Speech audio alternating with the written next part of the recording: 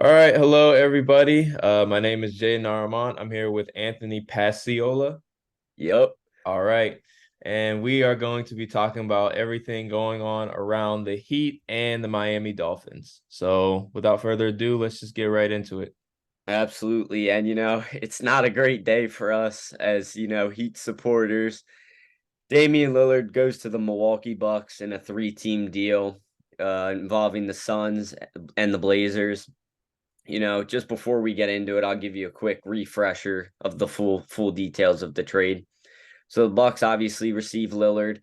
Portland receives Drew Holiday, DeAndre Ayton, Tumani Kamara, 2029 first round pick and two pick swaps. And then the Suns receive Yusuf Nurkic, Grayson Allen, Nazir Little, and Keon Johnson. So before we dive a little deeper into the situation, what are your just initial thoughts? Because I remember, we were talking right after it happened and you weren't too happy. Oh my God. So I was literally in the middle of class and like I didn't even see the notification. Like people were calling me to tell me what happened. Um, and I didn't believe them at first. I thought they were just messing with me, but then I saw the Bleacher Report notification, and that's what kind of sealed it. Obviously, it's very discouraging. I mean, like most Heat fans, I was planning our entire year around Damian Lillard. I was like, okay, what are our matchups going to look like? What is the playoffs going to look like? And now that's completely taken away. And not only did we lose out on him, but we lost out on him to the team that we just gentlemen swept in the playoffs, who are going to be looking for revenge against us. So, not a great look. Yeah, it on almost every sports book now, excuse me, it seems like Milwaukee's easily the title favorite. And rightfully so. I mean, you pair up two of the most dangerous offensive players in the league between Dame and Giannis, and you get a very scary team. Not to mention they didn't even have to part ways with Middleton. I mean, they still have him on the roster, which, you know, getting more into the Heat side of things, what do you think the Heat's offer would have topped what Milwaukee ended up giving up? Because I know the Heat were willing to offer a package of Hero, Nikola Jovic, and I believe three first round picks and a few swaps in seconds. So how do you think that compares to the Bucks package? I mean, it helps that the Bucks had an all-star in Drew Holiday to give up.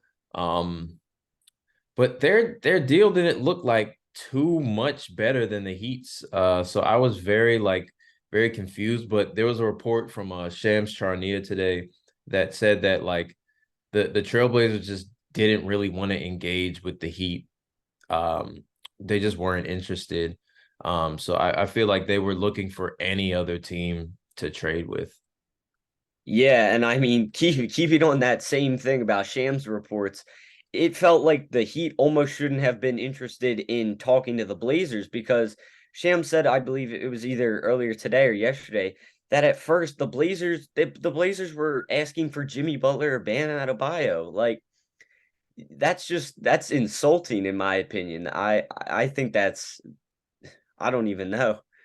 No, I mean, and that like defeats the whole purpose. The whole purpose of a trade is to better your team. I just if we traded Bam, we lose out on our key big, and if we trade Jimmy Butler, that's our star player. So like we would not be improving on either of those trades, which I mean that just negates the whole purpose. So I mean that just shows the asking price, which and I can understand because it's Damian Lillard. It's again one of your franchise's like three best players in the franchise's history. But yeah, I mean it just shows that they wanted too much from us. Yeah, and I think Lillard's agent, Aaron Goodwin, summed it up really well when he was, talking about Miami's negotiation process. And he said it takes two teams to get a deal done. And at the end of the day, that's the truth. And Miami was interested. They put up multiple packages, and Portland was either just not responding to them or asking for unreasonable prices.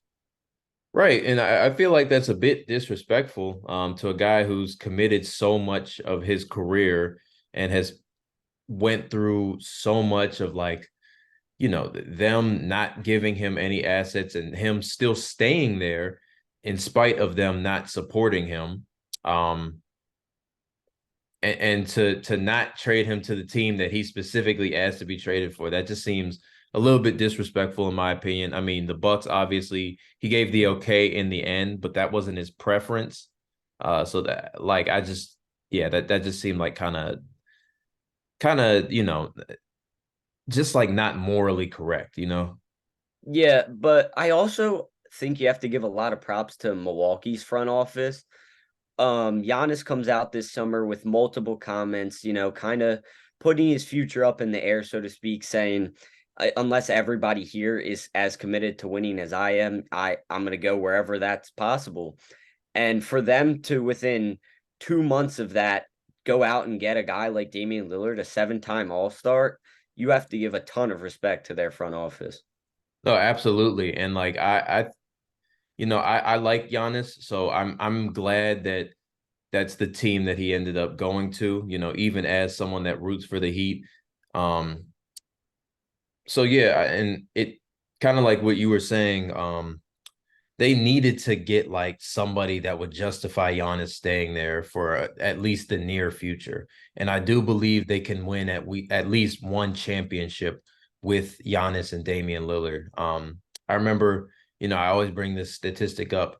No player has ever won multiple championships without a Hall of Fame teammate. And if you looked at their roster, before the Lillard trade, I mean, that you got Chris Middleton, Drew Holiday, who if they ended their careers tomorrow, wouldn't really have a chance. But you get a certified Hall of Famer in Damian Lillard that can help you get over the hump and get back to the championship. Yeah, and it's funny, just a few weeks ago, you brought up that same statistic when talking about Giannis, and now we're looking on the flip side.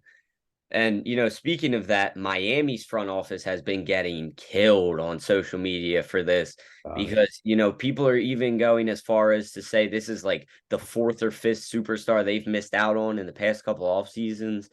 And I even saw some people going as far as to say Pat Riley in the front office weren't even to thank for getting LeBron and Bosh. They were saying that's thanks to Wade. Yeah, I did see some of that, and I can understand some of the frustrations when you look at Kevin Love, Bradley Beal, Donovan Mitchell, guys that were like on the brink, it felt like, of going to Miami. And Damian Lillard, I mean, this one hurts so much because it felt like we had him on the ropes, even though it would take a lot of negotiation. Like it felt like, okay, there's truly nowhere else where he truly like end up. Um, so I can understand some of their frustration. But to go as far as to say that he's like Pat Riley shouldn't be credited for the LeBron trade, I don't know about that. Yeah, I would have to agree with you there. I think just emotions are high from the whole situation because, it's like where do we go moving forward? Where is the organization going? Because the identity of the Heat has always been to get these gritty players who are good on the defensive side of the ball. And, we're going to continue looking for those guys. And speaking of those guys, we just signed RJ Hampton yesterday, who's seems really excited to be a part of the organization. I've seen a couple of social media posts from him kind of expressing his excitement and really putting emphasis on his defense. So I'm interested to see how that'll work out. But, one guy who just got traded who's already being talked around in rumors is Drew Holiday, and the Heat are among the teams that are showing interest in him. How do you think that would work out? I think, obviously we lost Gabe Vincent, who was kind of like one of our best two-way players. He, even for the inconsistency, I think Drew Holiday is still a very good defensive player. And he does provide good, good scoring on the offensive end. Obviously, not to the caliber of player that we wanted, but at this point, we kind of just have to take what we can get. And going back to your point about like kind of what we do now, it kind of does feel like, where do we go from here? Because we missed out on so many of those like small signings that the Heat usually do. to go get Damian Lillard. Like when we look at Kelly Oubre or Christian Wood, we didn't get those guys because we're like, oh, whatever, we'll get Damian Lillard.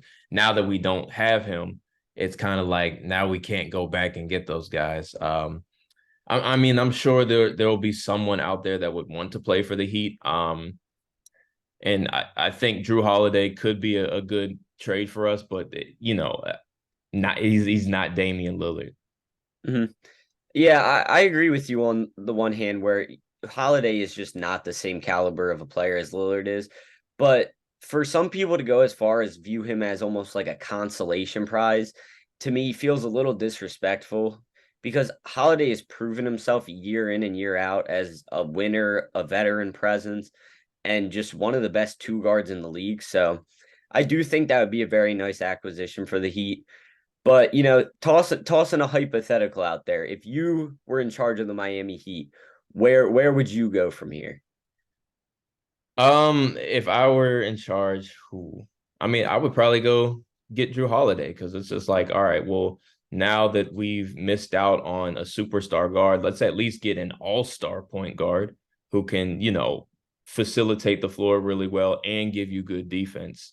Because theoretically, I mean, a lot of people are talking about putting Tyler Hero at the one. I think he's more of a shooting guard than a pure point guard. So I would like to have like a facilitator, like a true point guard type of player, not like a scorer. Hmm. Yeah, and taking on that same hypothetical for me, I would like the acquisition of Holiday, but I also don't think that puts us over the hump to win a championship. I still think Milwaukee with Dame now would probably beat us. So I tend to view more from the future perspective where you look at a guy like potentially Joel Embiid, if he becomes available in 1 to 2 years' time, we're not totally sure what Jimmy's going to be looking like in 1 to 2 years' time, but you can't imagine it's going to be too much regression. And if that's the case and he becomes available, I think that's a roster that could heavily compete with that new Bucks look. Right. And I'd say, so I would say, I agree with you that Drew Holiday doesn't put us over the hump, but I'd say for now, we should at least stay competitive. Because if we put the squad that we have out there, like right now, like there's just like no chance. Like there are so many teams that are on paper better than us. So I think we should get Drew Holiday for the near future. And then when a guy like Joel Embiid becomes available, we could be one of the first teams to to hop on that. Yeah, and I just find it funny how we keep talking about on paper there's so many teams better than the Heat, but I if we look at what they did last season, they come out as a number 8 seed, make the finals, but as great as that was, I do think it's nearly impossible to repeat that level of success. Right. And I think that's the frustration from fans is that they know that their team can potentially go to the finals with like a below average squad, but I think they're just tired of seeing Jimmy carry all the time, us squeaking past people in the playoffs, or us just going in the year with low expectations and having to overcome. It would be nice to actually have those championship aspirations and live up to them instead of having low expectations and them being, exceeded by, good play. Hmm. Yeah, and especially losing out on, key free agents, like you said, little acquisitions like Oubre or Wood hurts, and losing Struess and Vincent. I mean, that's huge for us. They were really, really key for us in the playoffs this past season. Absolutely. That was our starting backcourt. And then, Victor Oladipo, he got injured, but like the fact that we just traded him away, that he was good off the bench. There was like a stretch during the season where he looked like Pacers Victor Oladipo. And I was just like, okay, well, maybe this will be, some good depth for the playoffs. Then he got hurt. And then we just traded him to Oklahoma City. So like, we are reeling in the backcourt right now. Yeah, I think Holiday is someone we really need to go after. Absolutely. But flipping the switch on a less depressing note, one team in Miami that's done a lot of winning recently is the Miami Dolphins, who just put up an absolutely historic performance, might I Talk about say, it. 70-20 against the Broncos. Well, what are some of your takeaways from that game? Oh my God. I mean, I don't even know where to start. Like it was just like, I mean, it's just like every time they touched the football, they were scoring. And like they were scoring touchdowns. Like their kicker didn't even have to go out there for field goals. He just knocking in those extra points. And I think if they scored a field goal, like they would have scored the most points in a game in NFL history. Um, which I mean, a lot of people are saying, oh, well, it's the Broncos, but it's like they put up 70 points. Like that's a very difficult thing to do. And so when you are amongst the top teams in the league, that's what you should do to your opponents, like the lesser opponents, is you should blow them out. If this were a close game where it's like a field goal to win, I'd be like, okay, there's some cause for concern, but they're like establishing their dominance upon their opponents. And so that's why I think Miami is one of the hottest teams in the NFL right now. Absolutely. I mean, we got to a point in that game where Mike White was throwing touchdowns to Robbie Chosen over Patrick Surtain. So Right. that was just an embarrassing performance by the Broncos. But, I don't think all of that's Russell Wilson's fault as much as people might say. But on Miami's side of the ball, Tua looked amazing for the third straight week. I mean, just looks so composed in the pocket. And then you have A-Chain and Mostert coming out of the backfield with 4 touchdowns each. I mean, they looked so explosive and dominant out there. Neither of them are the biggest of guys, but I mean, Miami's offense isn't built on size, they're built on speed. And Right. it clearly is working when you have 4 of the fastest guys in the NFL on your team. Right. And then so I think Moster had like 45 fantasy points and then a chain had like 52. Like it was just like that was just one of the best offensive performances I've ever seen. And they didn't even have Jalen Waddle. So it's like they did all that without their number two receiver. So that I mean, that's just the sign of a very good offense. I think Mike McDaniel has perfectly utilized the team's strengths. And yeah, I mean, I'm very excited for, when they play teams like the Chiefs, because those are going to be like testament games. Like they're going to really have something to prove in those games. But most importantly, I think, they are up to the task. Mhm. And not to mention they get Jalen Ramsey back later in the season. That'll be a huge acquisition for that secondary because in these big games against like the Chiefs, like you said, it's gonna come down to can the defense hold Kansas City and Patrick Mahomes off the field? Can they keep Josh Allen off the field? Whoever it may be, because we can see what Tua is gonna do out there. He's going to put up points, but can you keep those other guys off the field? Right, right. Miami's big problem last year was their defense, especially on the road. So if they can clean that up, I mean, there's no reason we shouldn't have them like coming out the AFC. Absolutely, and you talk about their weaknesses from last season. That was a glaring one. And then I also think they struggled a lot when teams would take away those middle of the field throws where you get Hill or Waddle in space. And now you come in this year and you expose those holes with A-Chain and Mostert in the backfield because, they explode up the middle for 15, 20 yards, and then you're forced to come down, and then you get Hill and Waddle in space. Right. I definitely agree with that. I love what Mostert is doing. He's amongst the top running backs in the AFC right now. And then Chain, is that how you pronounce his name? A-Chain, I believe, A Devon. Chain. Okay, yeah. If he can keep that up, like Jeff Wilson is still hurt, so if he can keep that pace, that could be a very scary that could be a very scary backfield. And obviously they're not going to score 70 points every week, but if they can continue that offensive consistency, if Tua can stay healthy, then I would have the Dolphins as a top threat in the AFC. Yeah, I completely agree. And it feels like the only thing stopping them now is injuries. So you just got to pray those don't happen. Right. And, the Chiefs looked good, but they were playing the Bears. The Bengals looked good. Well, they looked okay. And they were playing the Rams. Not much out of them. Like, there's not really a team I see in the way as of right now that could stop the Dolphins or look better than the Dolphins, I should say, in the AFC. Yeah, I agree. But I mean, that pretty much concludes everything I have for you today. I mean, on one hand, you got a really depressing situation out of the Heat and one excited fan base with the Dolphins. Right. And I think that's going to hurt our views. I think a lot of people are going to flock over, start rooting for the Dolphins, not really rooting for the Heat. So we got to do something soon. Got to bring that back. Absolutely. All right. But that's it for me. You got anything else?